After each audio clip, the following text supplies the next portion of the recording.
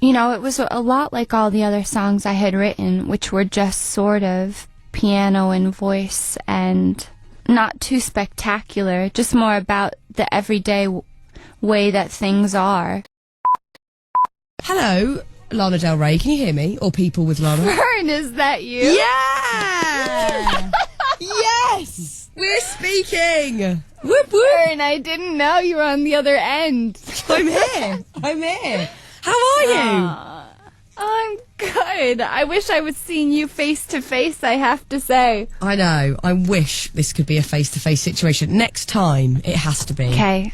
So Okay, I'm good. so happy that you're doing this live lounge for us. It's about time as well. I've waited long enough for this to happen. I know. It's so exciting. I know. I've got to start off, before I even talk to you about anything, I just want to thank you for writing Video Games, a song that was the soundtrack to my whole summer last year, and a beautiful one at that, so thank you.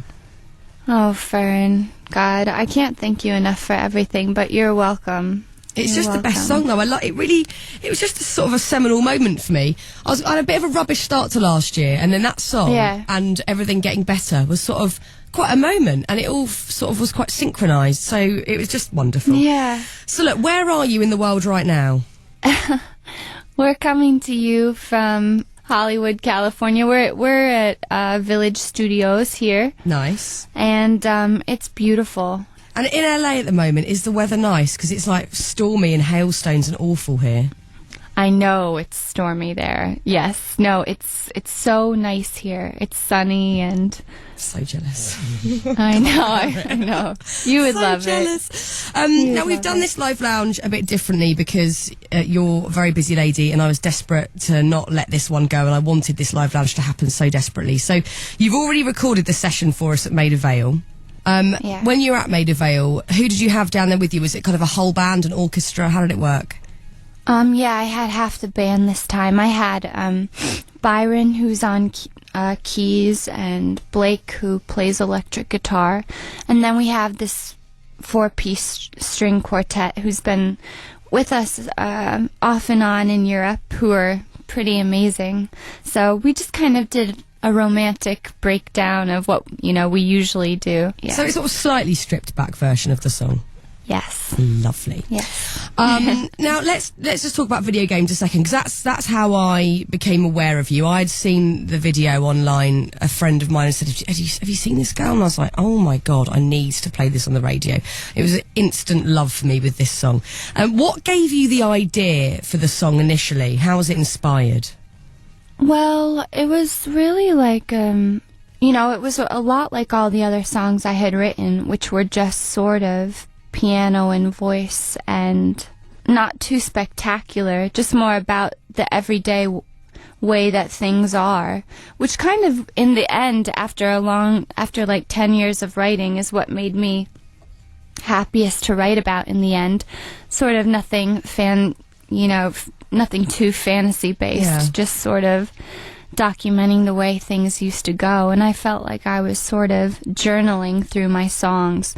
And I don't know, this was just Justin Parker and I were in London at, I think Sony Studios, and I was just, he had 3 chords that reminded him of me, and I just sort of started swinging back and forth with my words, like swinging in the backyard, pull up in your fast car, and just kind of rhyming it out. And I always know what I want to sing whenever I feel moved, which isn't very often, but when I do, it comes to me really clearly. It's a funny thing. The video is also just so beautiful. It was instantly striking, and I watched it on repeat, like, again and again, and it's just such a simple idea. Yeah, I love just all the old references, and it's just a really atmospheric video that I think is extremely moving, and it's also kind of refreshing in a time in the music industry where people have to splash out and spend millions making videos, and you've just kind of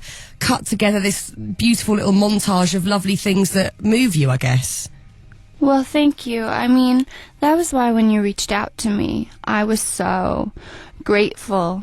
And, when you played Video Games on the radio, it meant so much to me because when I made that song and when I made that video, I really felt like I did it my way. Like they say, necessity is the father of invention.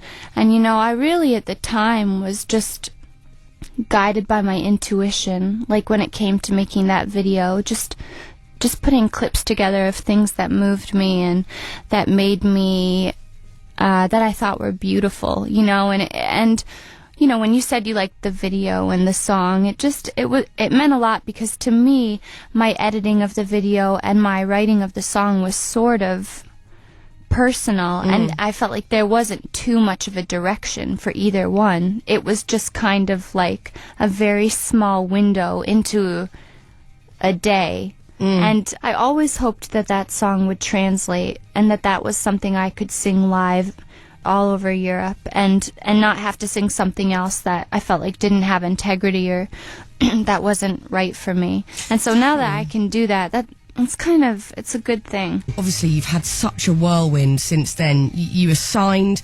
and then your music just sort of spread like wildfire, with those YouTube hits just clocking up day after day. It must have been bizarre to just watch that unravelling after you've been slogging away writing songs for so many years.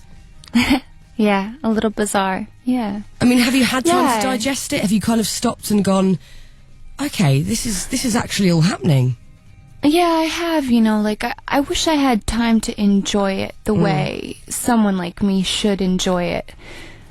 Because I'm a lover of art and of music, and I'm happy myself when good things happen to, like, good people and to friends that I know. But I do feel like it's been, more difficult than fun. Yeah. And, the important thing is that each song sounds the way that it's supposed to, and that, they're fully formed and they speak for themselves, and, I didn't have to compromise with the record, which in my mind is my own personal little masterpiece, because it fits me so well. But the rest of the stuff that comes with it is a little messy. Well, it's so difficult. I mean, I was watching, this whole situation unfold from the second that I played you on the radio to the point where, you're internationally famous. And it is sort of, concerning to see such a negative side of how the industry works in that way, and how people can jump on something when, obviously seemingly you made it overnight, when, I know, but people who know, you've been slogging away and doing this for a long, long time. And people love to... and it's an obvious, it's an obvious thing, it's like, you want to know my history, all you have to do is ask someone. Yeah. Exactly. Anyone, How do you cope with it, though? How do you cope with people's perception of you, or people judging you on a daily basis? Are you dealing with it? I don't know. It depends on the day, To be honest, like, when I was doing music before I was doing it, I was more involved. I was living in New York, in Brooklyn, and in the Bronx, and I was more involved kind of in my community and the projects that I was doing there a little bit more than the music, or maybe 50-50. And so I think when I get upset about things, I try and do what I was taught, which was to throw myself back into service and see how I can be, useful to people around me, and try and get out of my own way. 'Cause, I don't know, sometimes it bugs me. I'm sure it does. I don't know how you deal with it. And I mean, looking at the really lovely positives, what have been the real wow moments for you, where you've kind of been awestruck by the situation you're in? I mean, there's amazing things. There's people I've met who I really love, who, I wouldn't have met if they hadn't heard my music, who I really feel like I have, good relationships with, and who have been really sweet to me. And, that was why I got into music in the beginning, was to meet other people who, wanted to make art forever. And so, in some capacity. So that's a gift, just meeting different artists and things like that. Definitely. Well, look, we're going to hear your first track now. We're going to play out Blue Jeans, which is a beautiful song, and you've got some live strings on this as well, which is very beautiful. So this is Lana Del Rey with Blue Jeans. Lana, more lovely things that have happened to you this year. You won a Brit Award in February. I mean, that must have been quite a moment for you. Yeah, It was amazing. Yeah, it was nice to win an award in the country that supported me the most, you know? And I got to very briefly meet you for about I know, I was just 45 thinking of seconds. that. We were standing outside in the wind. Yeah. It was freezing. Trying to look glamorous in the freezing cold. Yes, we were trying. Really we trying. did look glamorous. You did, definitely. And it was so nice to have a brief chat with you then, because, you know, we'd kind of had like a slight email relationship and stuff, so it's lovely to meet you. It's good to see you in person amidst our crazy company. Boy George was running around. Yes, he was. He was. That's so funny. Yeah, he was kind of like with his big hat running around. And yeah, he was. It was mental. Yeah. Also, video games has been nominated for an Ivo Novello Award, which is just massive. I mean, that must be nice to be recognised for your songwriting specifically. Yeah, it is a sweet thing. It's a sweet thing. Up against Nero and James Blake as well. So that's no, I didn't. company. Yeah, I didn't know that. So that's very exciting. Interesting. Also, let's talk about fashion, because the fashion darlings have really, embraced you fully. There's so much you've done. You've done the cover of Vogue. Huge designers are throwing clothes at you. You've had a bag named after you. Is that something that surprised you? Were you expecting all of this sort of side of it to happen? I have to say, my family laughs because I've never exactly been fashion forward, but I think the thing that I have in common with a lot of people that I've met in the fashion world is that I'm very much myself with everything I do, even with what I wear, which is really not, it's always the same, which is kind of like, jeans and a racing jacket, and that's it. And a lot of people that I met initially just started designing collections to the music, and then started to get to know each other that way. So I'm not the most fashion forward person. Well, I think, as you said, like, if you keep it authentic and you stick to what you know and love, then people believe it, and that's a very important thing in fashion, because there are no rules. You can sort of wear what you want, really, can't you?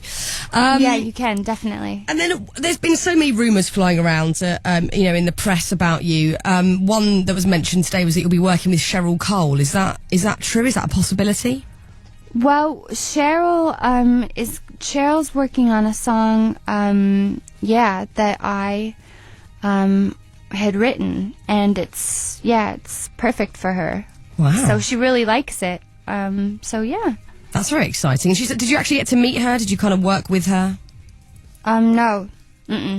We kind of talk to each other through other people. Yeah. Your people speak to her people, etc. Other rumours flying around. Obviously, people are always trying to pry into what's going on in your private life, which I'm sure is an absolute nightmare. One day you're dating Marilyn Manson, the next you're dating Axl Rose. Do you look at these stories and kind of laugh, or do you kind of, ignore it? How do you deal with all of that?